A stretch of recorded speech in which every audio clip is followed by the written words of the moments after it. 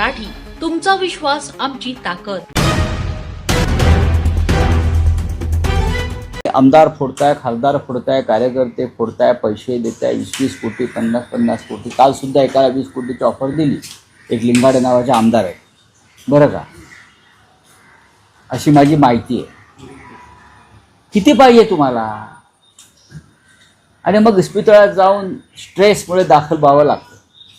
हे करू नका, थांबा कुठेतरी, थांबलं पाहिजे। नाही, अशी कुठलीही ऑफर आणि कुठलाही फोडण्याचा प्रयत्न केल्याची जे स्टेटमेंट आहे ते मलाही आज सकाळीच कळालं। माध्यमांनी जे मला सांगितलं, मी जे हे केलं। आता माननीय संजय राऊत महाविकास आघाडीचे नेते आहे, त्यांनी असं स्टेटमेंट कसं केलं हा मलाही आश्चर्य आहे, परंतु हे साफ खोटं आहे। अशी कुठलीही ऑफर आणि कुठलाही फोडाफाडीचा प्रयत्न माझ्या संदर्भामधली जी काही स्टेटमेंट जे केलेलं आहे हे चुकीचं आहे। संजय राऊतने असे स्टेटमेंट केले की या फोडाफोडीच्या राजकारणामुळे तुम्हाला स्ट्रेस आला आणि तुम्ही हॉस्पिटलमध्ये ऍडमिट झाले होते। नाही, मी कशाला हॉस्पिटल, मी तर कालच अधिवेशन संपलं आणि मी बुलढाण्याला म्हणजे आलेलो आहे, हॉस्पिटलमध्ये ऍडमिट वगैरे हा काही विषयच नाही आहे। संजय राऊतांची केलेला आरोप आहे तो। नाही, मला असं वाटतं काहीतरी ते बोलण्यामध्ये त्यांचं हे झालेलं आहे। आता ते अमरावतीचं जे मागं विधान परिषदेची निवडणुकीच्या अनुषंगाने जे उमेदवार आजारी होते आणि हॉस्पिटलमध्ये ऍडमिट होते, त्या संदर्भात त्यांना काही म्हणायचं असेल का काय हे मला माहिती नाही, पण माझ्या बाबतीमधलं हे स्टेटमेंट पूर्णतः खोटं आहे। 20 कोटीची ऑफर आली की तुम्हाला? बिलकुल नाही, अशी कुठली ऑफर येत नसते आणि हे खोटं आहे। संजय राऊत सारखे एवढे प्रगल्भ आणि एवढे मोठे नेते असं कसं काय बोलले मग? आता हे मी नाही सांगू शकत, हे तर संजय राऊत साहेबच सांगू शकतील, परंतु असं कुठलीही ऑफर आली आहे हे आहे हे साफ खोटं आहे। भाजपच्या लोकांशी तुमचा काही संपर्क झाला? नाही, शिंदेकडून काही संपर्क करण्यात आला? नाही, कुठलाही माझा कुणाशीही संपर्क नाही।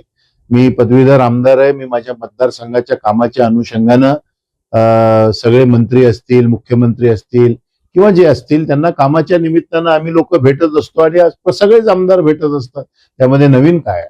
ऑफर आली नाही म्हणता, पण ऑफर जर आली तर नाही, बिलकुल नाही, अशी कुठलीही ऑफर आणि अशा पैशाच्या ऑफरला मी काही बळी पडणारा आमदार नाहीये, त्यामुळं हे चुकीचं आहे। तुम्ही कायम काँग्रेससोबत राहणार?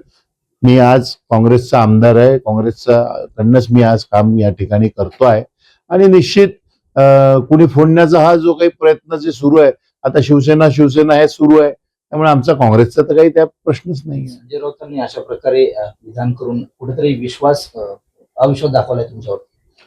नाही, आता हे मला असं काही म्हणायचं नाही, ते मोठे नेते आहे, परंतु हे चुकीचं आहे। तुम्ही संजय राऊतशी बोलणार का? मला भेट झाल्यावर मी निश्चित त्यांना विचारेल किंवा अचानक त्यांनी माझं नाव कसं काय घेतलं। सोडून का चाललेत अनेक आमदार, काही खासदार सोडून, काय वाटतं तुम्हाला? नाही, आता त्याबद्दल मी कसं काय सांगणार? हे राजकारण सध्या चालू आहे, ते वाटतं तुम्हाला काय? तुमची काय प्रतिक्रिया? नाही, आता प्रत्येकाचा आपापला निर्णय आहे, त्याबद्दल मी काय सांगणार। अशाच ताज्या आणि वेगळ्या घडामोडींसाठी पाहत रहा लोकप्रिय मराठी न्यूज।